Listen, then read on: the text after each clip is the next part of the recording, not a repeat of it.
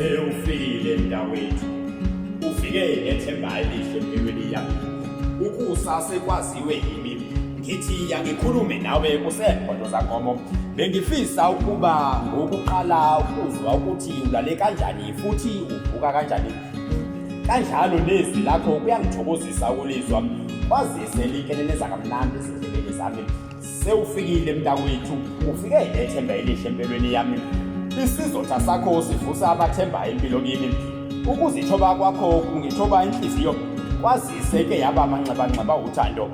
Inhlonipho yakho iletha ithemba elisha empilweni yami lokuthi uzovuka umuzi kaBaba. Ngike ngadibana nenkanakana eyangilahlelisela amathemba. Mina ngisho umuntu engangithi yimvu, kanti umuntu ophathe isikhumba semvu.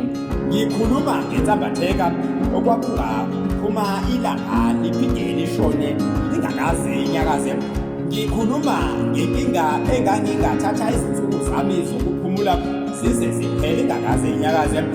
Okwawungayinika umakhalekhukhwini naye aziyahlise. Kwakungaziwa nakuphuma nakushona kwelanga. Kuye kwakuba isithupha nesishiyagalolunye. Ngaye ngathokola ngethemba ngithi amathunzi ayewukela. Ngangithi amathe ezindubane.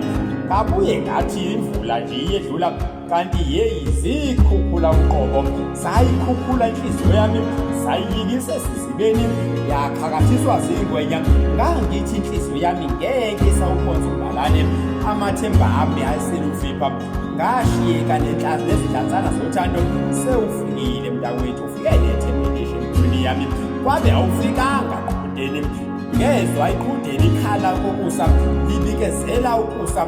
Lapho khona ukuso ukukhanya, khona ukukhanya okusho ukuqala kosuku. Jama kamnisi izwe izimvula, ngiyabonga imvula osungiphe yona. Ngase ngenathemba lokuthi isazoke lapha kimi. Sewufikile Mtakwethu, ufike nethemba elisha empilweni yami.